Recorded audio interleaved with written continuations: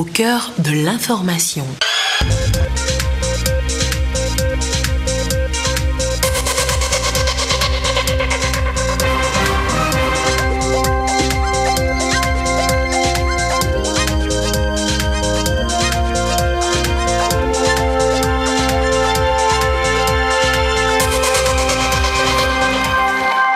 En toute transparence et en toute responsabilité. J'insiste sur ces deux paramètres, c'est-à-dire la transparence et la responsabilité. Pas de panique. Et jusqu'à ce jour, nous sommes restés à l'unique cas. Mais au regard de ce qui se passe dans le monde, dans beaucoup de pays, il est tout à fait normal que le gouvernement togolais accentue les mesures. Le gouvernement togolais a pris des mesures idoines pour faire face efficacement à la situation. Ces dispositions ont fait ici l'objet d'échanges avec les diplomates et représentations internationales. La primature, le Premier ministre, vous l'avez su, a présidé donc ce jour également une réunion avec les ambassadeurs et chefs de mission et d'institutions bancaires internationales au Togo sur le Covid-19. Qu'est-ce qu'on retient de cette rencontre avec les partenaires? On fait le point cette fois avec Dodo Aré. Les diplomates et les partenaires du Togo se joignent au gouvernement pour pallier aux éventuels cas de coronavirus au Togo. Entre inquiétude et optimisme, l'ambassadeur des États-Unis au Togo se pose des questions. Est-ce que le gouvernement compte, comme beaucoup de nos autres gouvernements sont en train de faire ou ont déjà fait, donner des conseils publics à ce que éviter d'avoir des grands événements. Aussi la question que je me pose, vu les circonstances qui se déroulent dans des autres pays, est-ce que vous regardez la situation des vols quotidiens qui viennent de l'Europe ou par ailleurs? On a un point d'attention, c'est celui des liaisons aériennes. Je comprends qu'il y aura des restrictions. Une des compagnies qui dessert, c'est Air France. On a un certain nombre d'Européens ou de personnes qui résident en Europe actuellement sur le territoire togolais, pas uniquement des Français. Je pense c'est une suggestion, mais je pense qu'il est intéressant de prendre en compte ces effectifs-là, parce qu'il ne faudrait pas ajouter un problème à une crise en se retrouvant avec plusieurs centaines de personnes sur les bras qui ne seraient pas rentrées chez elles en Europe. Le gouvernement rassure. Face à toutes ces inquiétudes, le Premier ministre Komi Selom Klasu annonce des grandes mesures prises par le gouvernement. Pour les ambassadeurs de Chine et d'Allemagne, la situation se stabilise dans leur pays. Les diplomates apprécient par ailleurs le soutien du gouvernement aux pays atteints, surtout la Chine, pays le plus touché par le virus.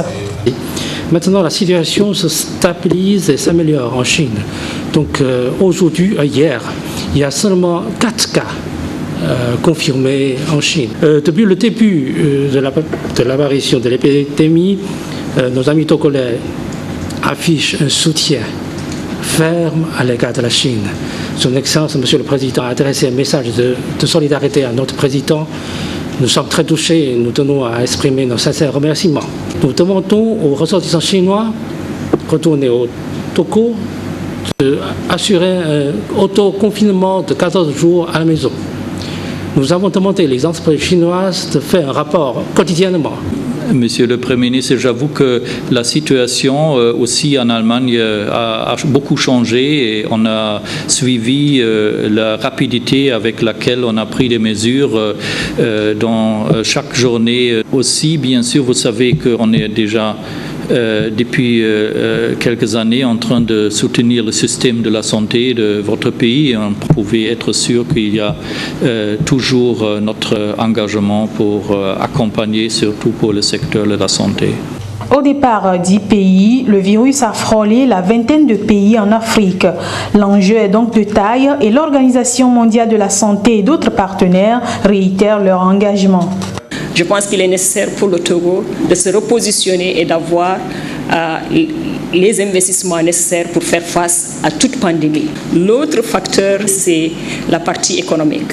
Donc, quand on est dans une situation de pandémie de ce genre-là, l'économie mondiale déjà a pris un coup, le Togo en prendra aussi. Si on arrive à travailler et à estimer ce coût-là, comment on pourrait assister le pays à faire face à l'impact négatif de la pandémie sur le pays, c'est également important. Au niveau de la banque, on reste disponible. On a différentes approches et différents guichets qui permettraient d'aider le pays, notamment le nouveau guichet que notre management a mis en place, qui est le guichet de 12 milliards de dollars qui permettrait d'aider les pays, et le Togo serait éligible à ça. Déjà, une expertise internationale est mobilisée, elle est sur place. Il y a aussi les équipements de protection et de lutte contre l'infection qui sont déjà déployés et qui vont arriver dans le pays dans les 24 heures qui vont suivre. Et tout ceci pour aider à continuer déjà les efforts en cours en attendant que le gouvernement ne finisse de mobiliser les ressources et mettre en place. La guerre de l'opinion dans un contexte d'infobésité et de fake news. Avant toute chose, c'est la première guerre que nous devons collectivement mener et je voudrais suggérer que le gouvernement, non seulement à travers ses moyens, mais aussi en comptant sur les moyens de tous les partenaires, de tous les pans de la société, nous amène à passer le message qu'il faut et le bon message. Les fausses informations, c'est justement ce que le gouvernement veut corriger en initiant cette rencontre. Le chef du gouvernement, dans cette logique, a associé les secteurs clés comme l'économie, les services de santé des FAT et la sécurité. Le Premier ministre insiste sur les mesures les plus strictes portées au plus haut niveau par le président de la République. En dehors des réunions de crise que préside le chef de l'État et des mesures qui ont été prises en amont, des mesures qui se renforcent, l'épicentre de la maladie a évolué et se rapproche davantage du continent africain. Et au regard de ça, des mesures fortes viennent d'être prises par le gouvernement. Nous mutualisons les efforts tant au niveau des spécialistes sanitaires, civils et militaires pour le renforcement des postes frontaliers. Je salue la position de vos pays qui ont donné des instructions selon lesquelles vous devez respecter les mesures prises par les pays d'accueil. Et vous comprenez la démarche du gouvernement qui est de discuter avec vous. Et comme ça, vous serez aussi comptable dans leur exécution. Et donc, vous puissiez participer aussi à l'amélioration, si possible, de certaines des mesures au regard de l'ampleur de la crise dans certains des pays. Dans l'urgence, qu'est-ce que nous faisons ? Par exemple, on a besoin des réactifs pour faire les analyses, afin que cliniquement, on puisse dire oui, certifier tel est porteur ou n'est pas porteur. Et si demain, il doit y avoir plus de l'unique cas que nous avons, comment nous nous prenons ? Nous avons identifié, en dehors du centre universitaire qui abrite aujourd'hui l'unique cas, nous avons identifié un site qui va être rapidement aménagé et équipé. En deuxième étape, il y a des mesures que nous préconisons pour que le Togo, qui se veut être un hub dans la sous-région, que nous puissions dorénavant disposer d'un centre national de traitement des maladies infectieuses. Une chose est certaine, le gouvernement prend à bras le corps ce problème de santé publique. Raison de ces échanges très fructueux entre les diplomates, les partenaires et le gouvernement qui font désormais front commun pour aboutir à des solutions collectives, efficaces et durables.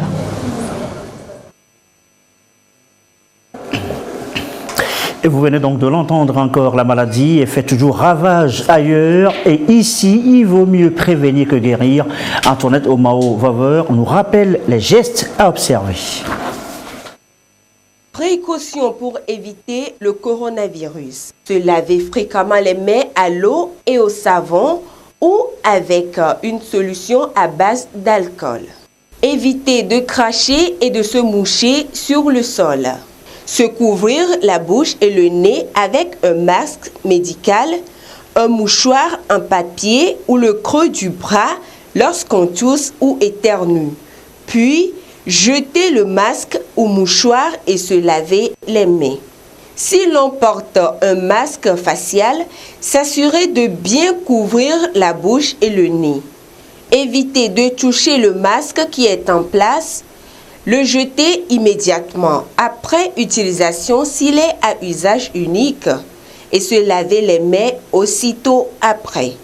Éviter tout contact étroit non protégé avec des personnes ayant la fièvre et la toux et consulter un médecin en cas de fièvre, toux et difficultés respiratoires. En cas de maladie pendant le voyage, informer le conducteur ou l'équipage, consulter un médecin sans tarder et partager ses antécédents de voyage. Éviter tout contact direct non protégé avec des animaux sauvages ou d'élevage et des surfaces en contact avec des animaux. Numéro vert, plus 228 22 22 20 73 421 67 42 42. Et voilà donc ce qu'on peut dire ce soir sur les mesures prises pour lutter efficacement donc contre cette maladie, le coronavirus. La suite de cette édition est au courrier arrivé du chef de l'État. Des messages de félicitations continuent donc d'arriver suite à sa réélection à l'élection présidentielle du 22 février dernier. Le président Muhammadu Buhari du Nigeria écrit ce qui suit.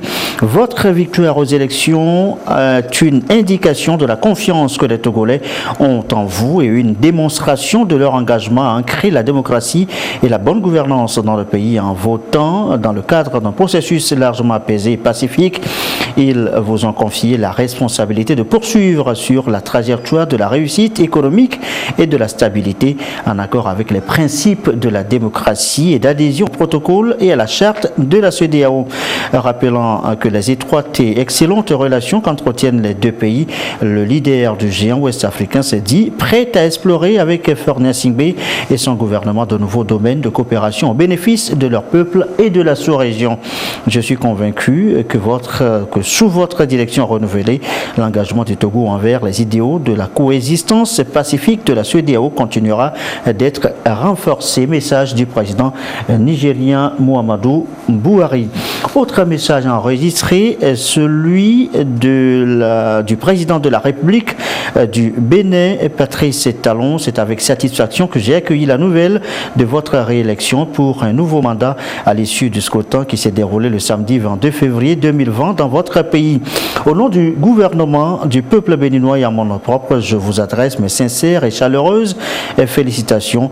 Je voudrais profiter de cette heureuse occasion pour vous réaffirmer mon entière disponibilité à œuvrer avec vous au renforcement des liens historiques de fraternité, d'amitié et de bon voisinage, de coopération qui unissent nos deux États, écrit en substance le président Patrice Talon du Bénin. Autre chef d'État qui félicite donc le président Faure Gnassingbé, le président Paul Kagame du Rwanda, et qui félicite également le chef de l'État, qui salue notamment le choix de la continuité du peuple togolais dans la paix, la sécurité et le développement, un choix qui, selon Paul Kagame, confirme le leadership du président Faure Gnassingbé. Le président de la République fédérale démocratique d'Éthiopie, Sahle-Work Zewde, félicite également le chef de l'État pour sa récente réélection. Je tiens à exprimer ma sincère conviction que votre réélection renforcera encore les relations amicales qui existent de longue date entre nos deux pays et frères, et qui notamment donc le président éthiopien. Le roi Salem bin Abdul Aziz Al Saoud d'Arabie Saoudite salue également la réélection du président Faure Gnassingbé à la magistrature suprême du Togo. Le roi Salem bin Abdul Aziz Al Saoud renouvelle sa disponibilité à œuvrer aux côtés du chef de l'État au renforcement pour les 5 prochaines années des relations de coopération entre l'Arabie Saoudite et le Togo. Voilà donc pour le courrier arrivé du chef de l'État. La nouvelle du jour, eh bien, je vous l'annonçais tout à l'heure au sommaire, c'est Gabriel Mensah-Guillaume-Kodjo qui perd son immunité en tant que parlementaire. La plénière ce lundi a largement voté pour, conséquence d'une requête du procureur de la République qui fait perdre par ailleurs au député son immunité en tant qu'ancien président de l'Assemblée nationale. Le récit, Augustin Kossi.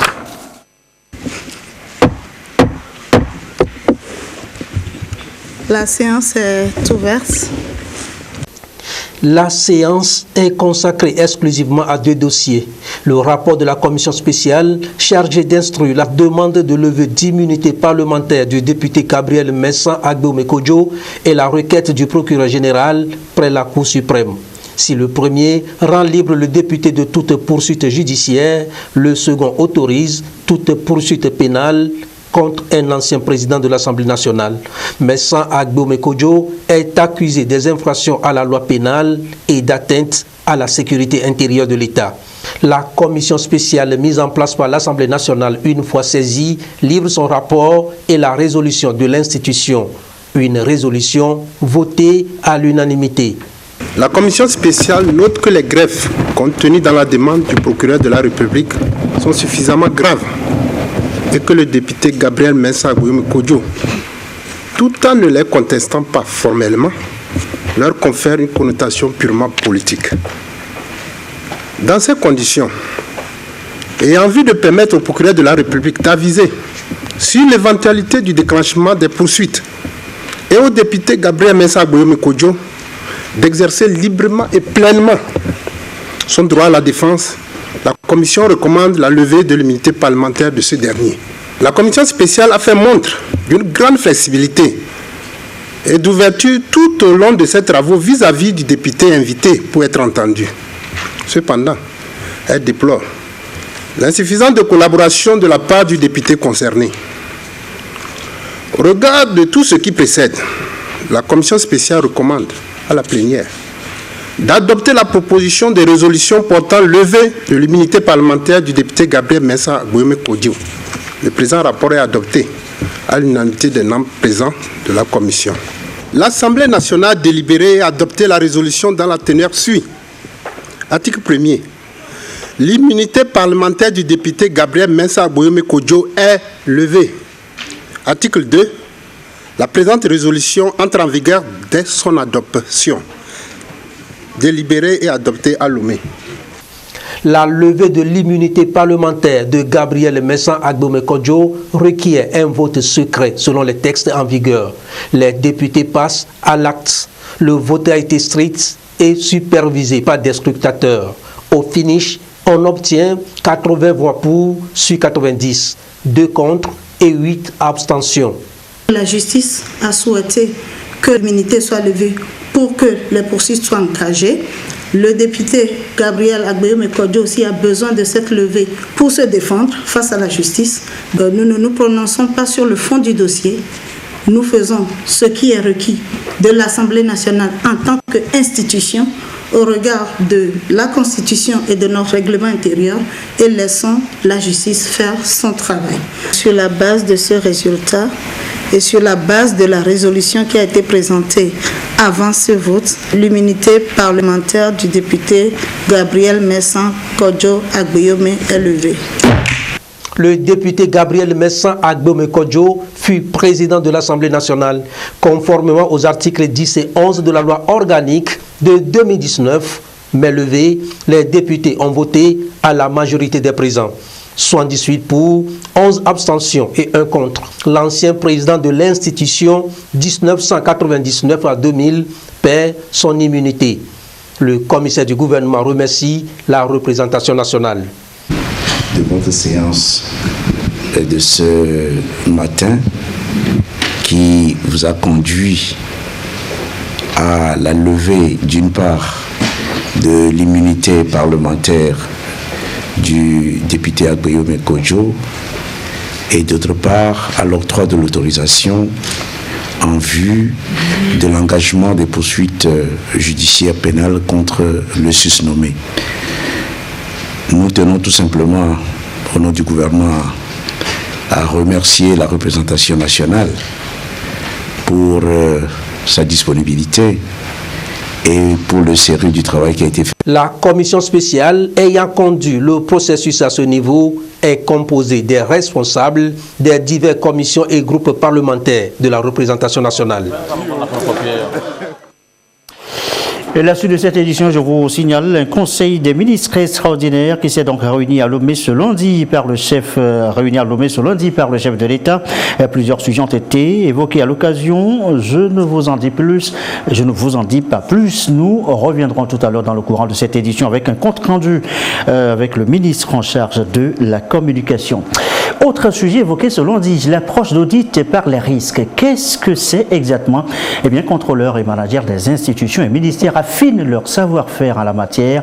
Objectif, permettre aux services de bien fonctionner et en même temps à l'État d'avoir des ressources pour d'autres secteurs.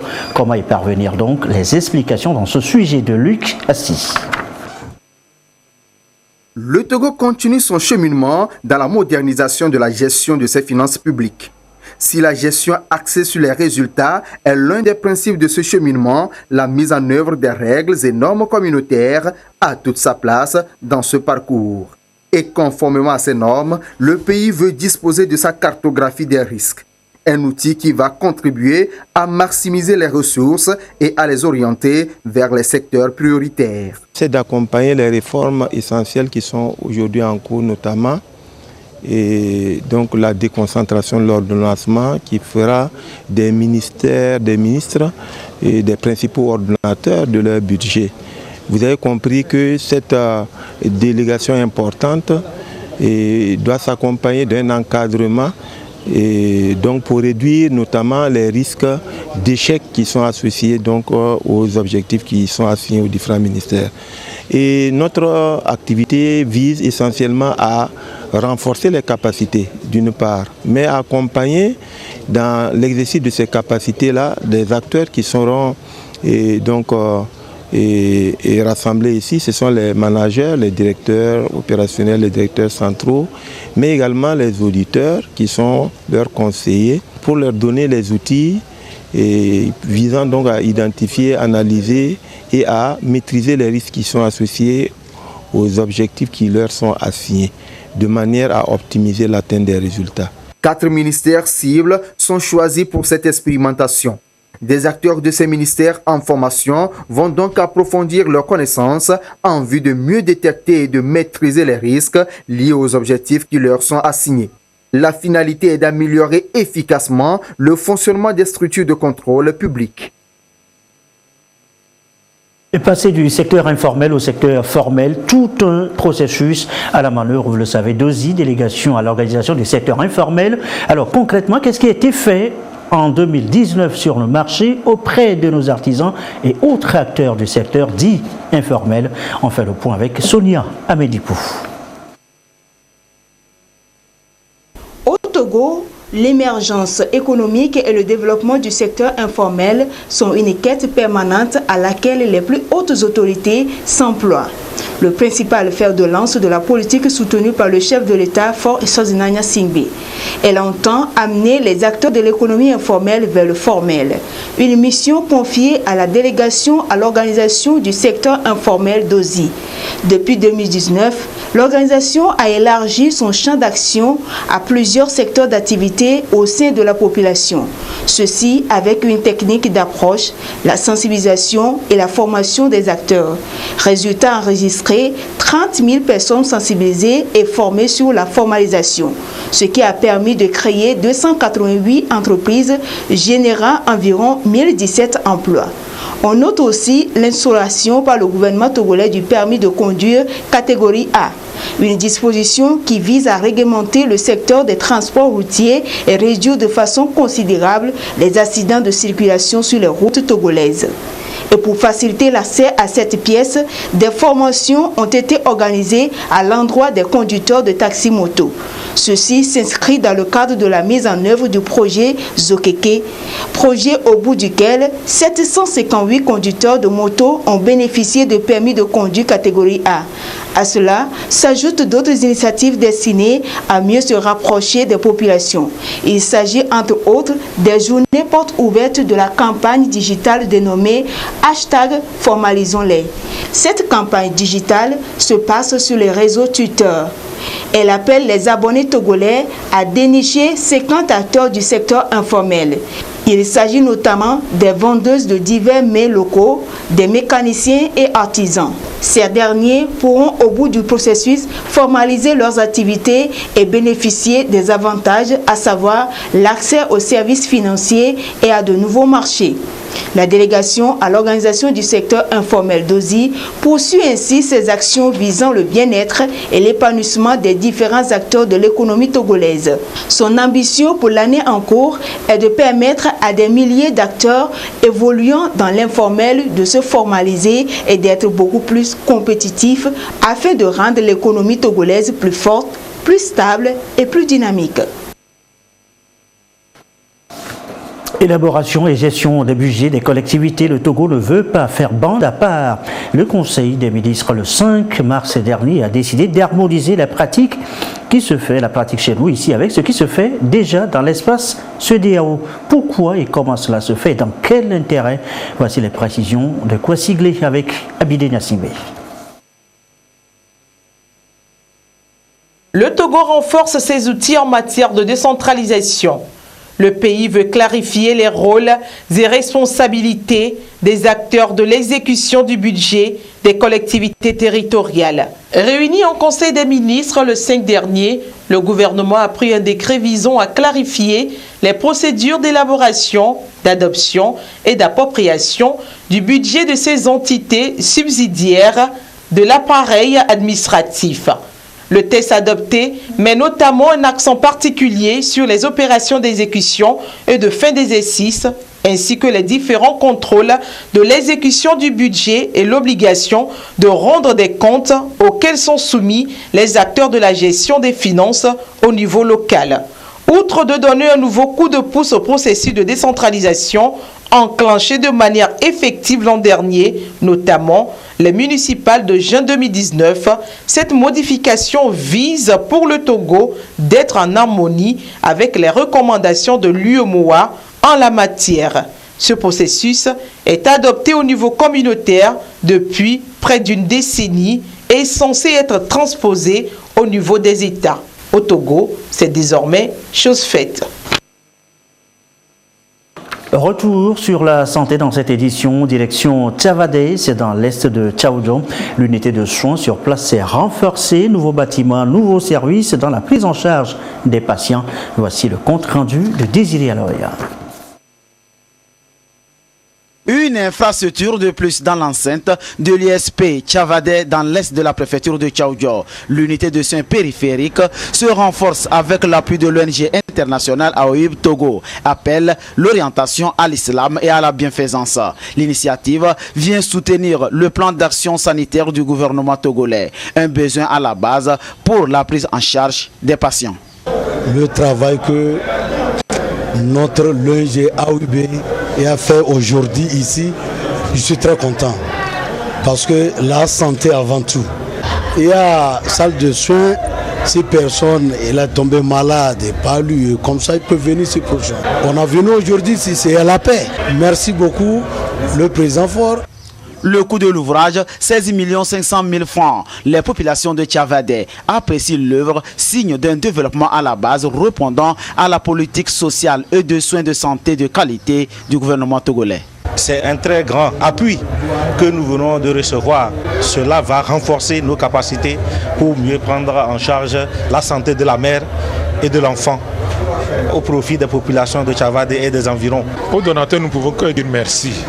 Grand merci du fond du cœur pour cet apport inestimable. S'ils ont pu faire cette œuvre, c'est grâce à la paix qui règne au niveau du pays, en général, et puis au niveau de Tchaoudjon en particulier. Et cette fait, nous l'avons grâce au président de la République, son Excellence, M. Faure Issonzona Gnassingbé, à qui nous devons dire aussi merci pour l'ouverture qu'il a faite à l'endroit de tous les pays. Parce que les dons que nous venons d'avoir viennent des Émirats. Si le Togo n'avait pas de bonnes relations avec le gouvernement de ces pays, ces dons ne pourraient pas arriver à notre pays et arriver même au niveau de la préfecture de Tchaoudjo. Ce bâtiment flambant neuf constitue l'un des témoins des actions sociales de l'ONG AOIB, soutenu par leur partenaire Croissant-Rouge des Émirats. Outre dans le domaine sanitaire, AOIB intervient dans l'éducation, l'environnement et la culture de la paix, socle de la mise en œuvre des actions de développement. Dans la foulée, le commissaire Adoy, fils de Tchaoudjo, a fait don de 1000 nattes aux mosquées de Tchavadé et des villages environnants, 10 au total.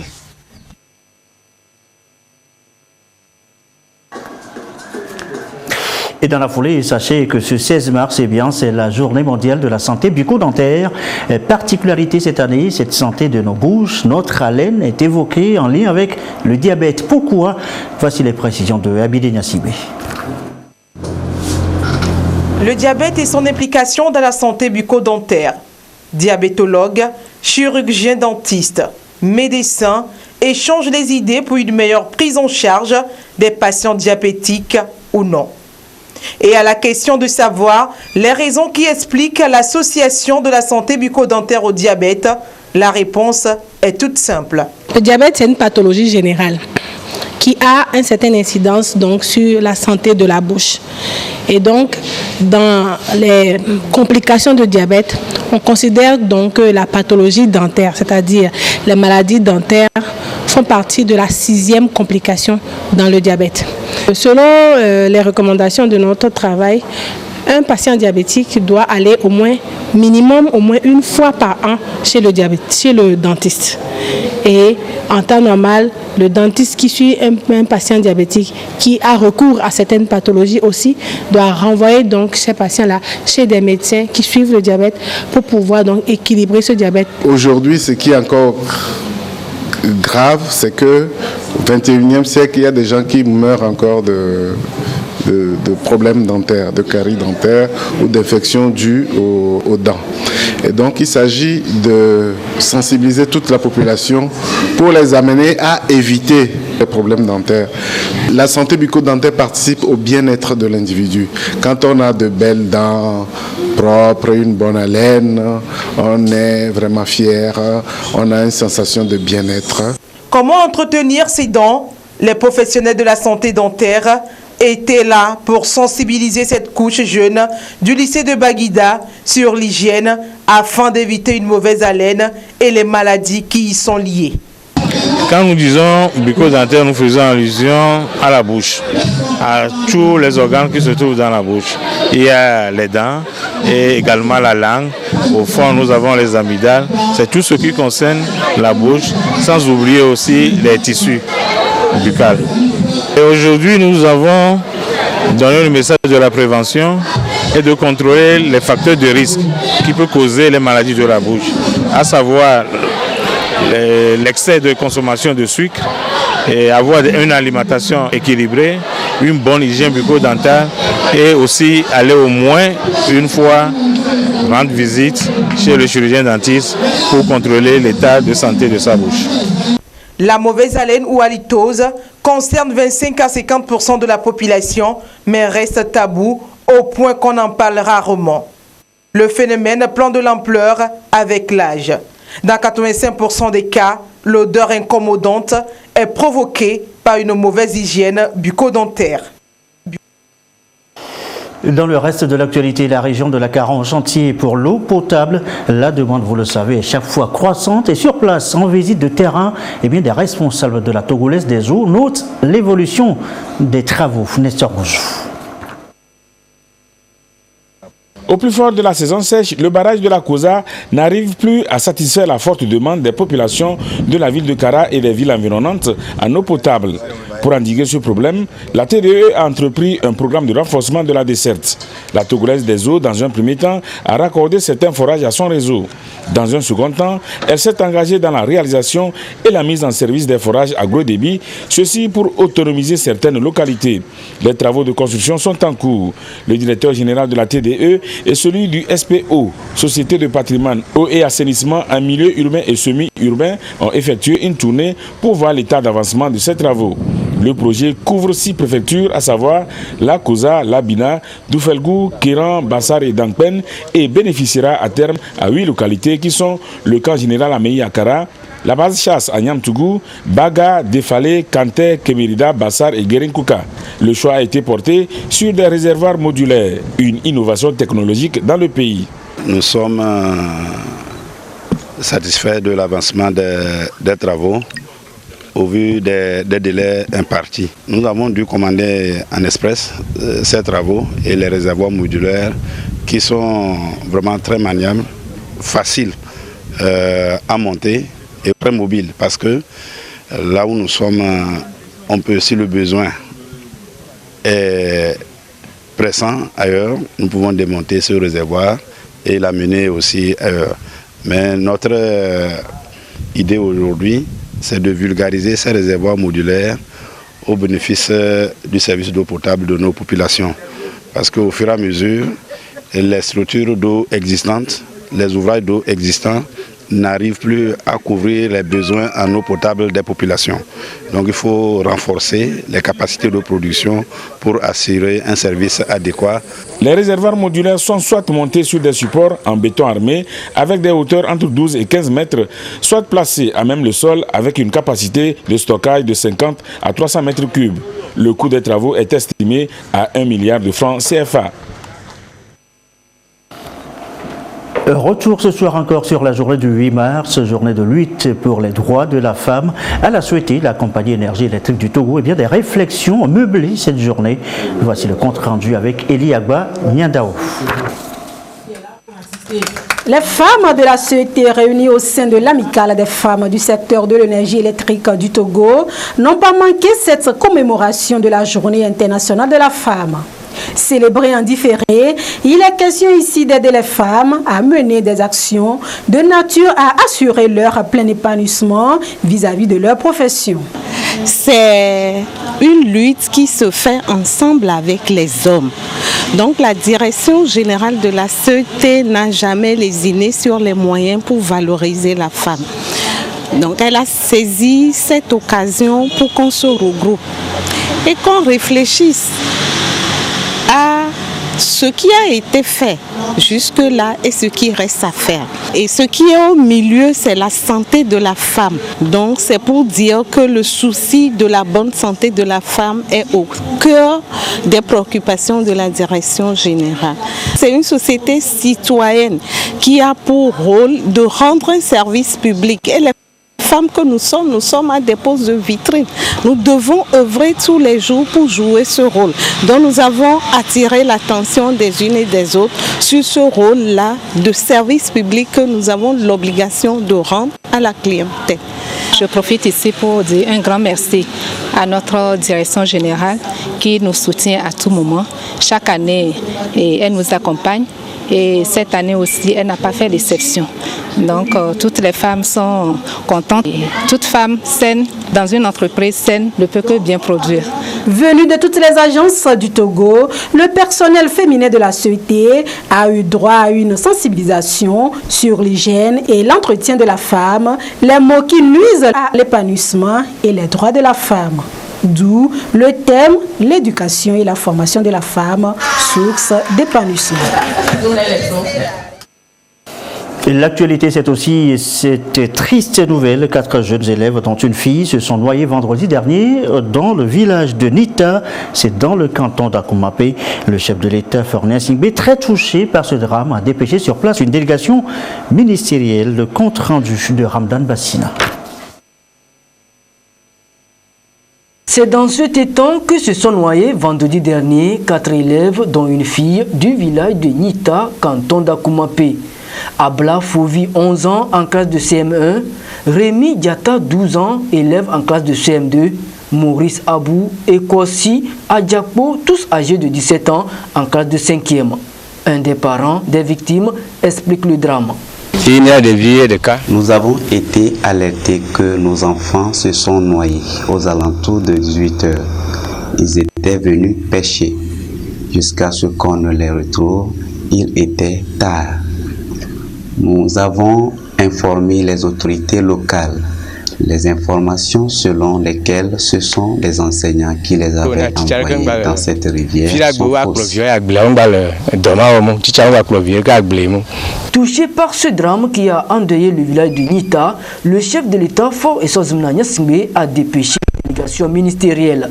Les ministres Afo Achadedi des enseignements primaires et secondaires et sa collègue Tchabinandi Kolani Yenchare de l'action sociale. Ensemble, ils apportent réconfort et compassion du président de la République et du gouvernement aux familles des victimes. C'est douloureux, très douloureux, mais nous ne pouvons que les soutenir, et les parents d'élèves, et en même temps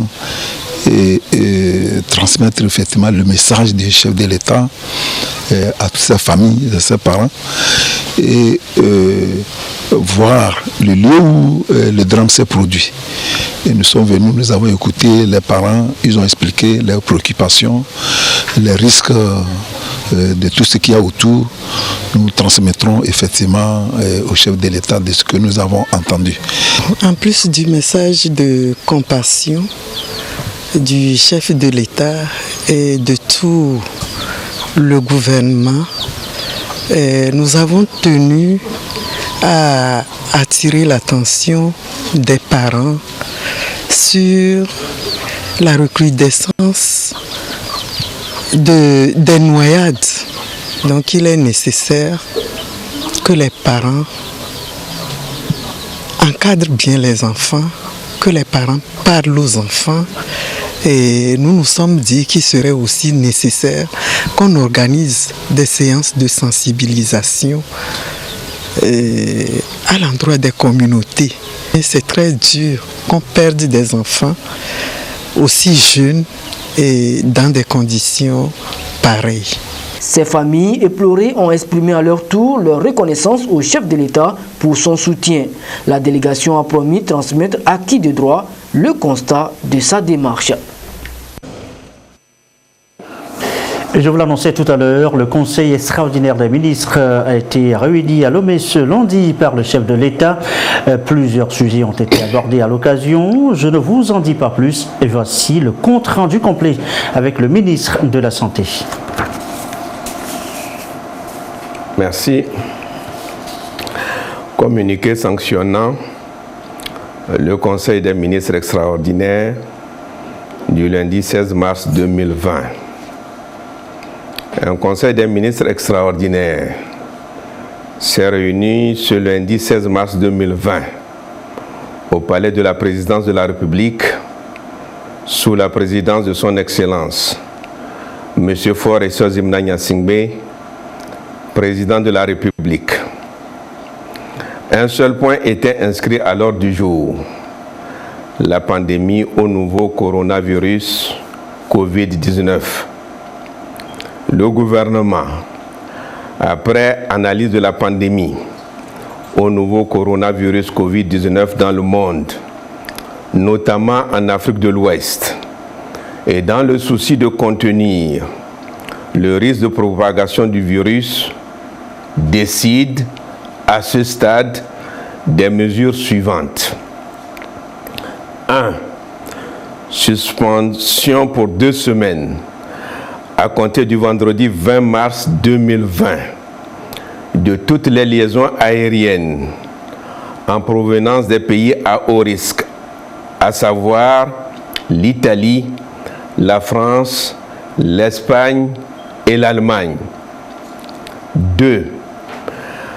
Annulation de tous les événements internationaux prévus au Togo pendant 3 semaines à compter de ce jour 16 mars 2020. 3. Suspension des missions officielles non essentielles vers les pays à haut risque à compter de ce jour 16 mars 2020. 4. l'auto-isolement obligatoire de 14 jours pour toute personne arrivant au Togo et ayant séjourné dans un pays à haut risque. En cas de non-respect de l'auto-isolement, des sanctions fortes sont prévues. 5. Le gouvernement déconseille de voyager dans les pays où sévit la pandémie. 6.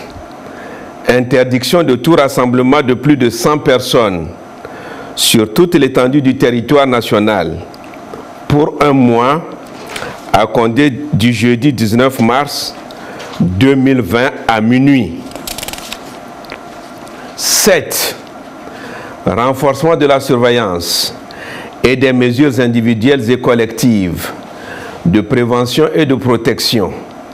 Se laver les mains au savon, recourir au gel hydroalcoolique, ne pas se serrer les mains en se saluant, éviter des accolades et des embrassades, etc.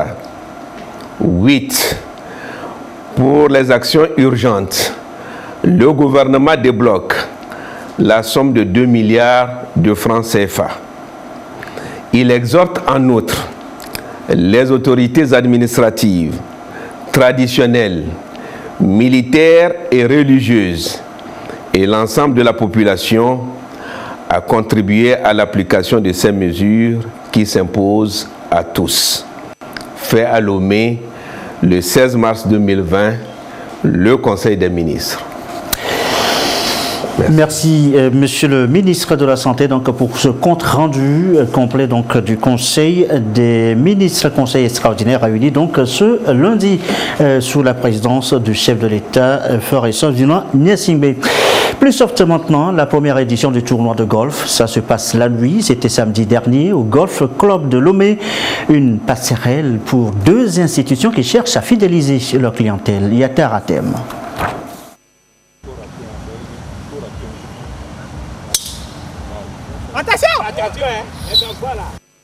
Et c'est parti pour la première édition du tournoi de golf de nuit avec NCA et son partenaire Relations Main-d'œuvre RM au Togo. Ce tournoi d'un genre particulier a tenu toutes ses promesses. NCA Assurance et NCA Vie Assurance ou même NCA Banque, nous sommes une entreprise de service. Et en tant qu'entreprise de service, nous devons être proches de notre clientèle, être proches de nos partenaires. Donc nous avons organisé cette compétition de golf pour, au-delà de l'enjeu sportif, passer un moment convivial avec nos clients, avec nos partenaires. Et nous l'avons voulu ludique, donc il y a eu effectivement la compétition de jour, mais nous avons également organisé une compétition de nuit avec des balles fluorescentes. Mais l'idée, c'est vraiment de partager un moment convivial avec nos partenaires et nos clients. Nous devons en tant qu'assureurs de proposer des produits, d'être plus proche de la clientèle. Donc le message aujourd'hui, ce que je peux dire, c'est vraiment inviter tous ceux qui soit ne connaissent pas l'assurance ou bien ont besoin d'assurance ou qui se posent des questions à venir nous rencontrer. NCA est un partenaire pour nous. Tous nos employés nous sommes clients de NCA et NCA aussi notre client, donc c'est vraiment un vrai partenaire. Notre objectif au quotidien, c'est d'apporter au client ce qu'il veut, pas ce qu'on lui vend, mais ce qu'il veut. Lui offrir un service personnalisé. RMO, c'est Relations Main-d'œuvre. C'est une entreprise de gestion des ressources humaines qui fait tout ce qui est gestion des ressources humaines, recrutement, conseil RH, travail temporaire, gestion externalisée de la paye aussi, qui fait aussi tout ce qui est placement. La précision, l'endurance, la technicité, la concentration sont des qualités primordiales pour le golf. Il faut faire le moins de coups pour arriver au trou et faire entrer la petite balle dans le trou. Et c'est celui qui a fait le moins de coups qui est le gagnant. Ce n'est pas celui qui a fait le plus de coups, malheureusement. Normalement, on joue 18 trous. Et aujourd'hui, on a fait 9 trous dans l'après-midi. Et on a fait une édition de nuit de 4 trous. Donc il fallait jouer avec les lampes solaires, il fallait jouer avec les lampes de nos cellulaires. À l'issue d'un tournoi riche en rebondissements, les meilleurs joueurs ont été primés. Du matériel de jeu d'une valeur de 500 000 francs CFA à 1 million de francs CFA et 2 billets d'avion Lomé-Abidjan-Lomé. Je suis très content. Je n'ai pas pensé que j'ai gagné, mais j'ai gagné. Je suis bien content. Parce que je suis venu ici, ça fait longtemps. J'ai beaucoup pratiqué. Aujourd'hui, j'ai gagné le premier prix. Je suis très fier d'avoir remporté ce tournoi-là. Bon, dans le début, avant la compétition, je me suis entraîné donc, avec mes collègues. J'ai vu leur jeu, je sais que je peux remporter ça. C'est pas facile de jouer la nuit, c'est pas évident. À cette compétition, les professionnels ont joué, les amateurs se sont livrés eux aussi au même exercice, couplé du concours de poutres et des initiations à l'endroit des clients RMO, NCA et membres du Golf Club de Lomé. Et voilà, c'est sur ces images que se referme ce journal quelque peu long. L'actualité oblige, vous l'avez suivi. Merci à vous qui nous suivez ce soir, ou notamment du côté de Covier dans le Zion. Et comme d'habitude, toujours fidèlement, très belle soirée.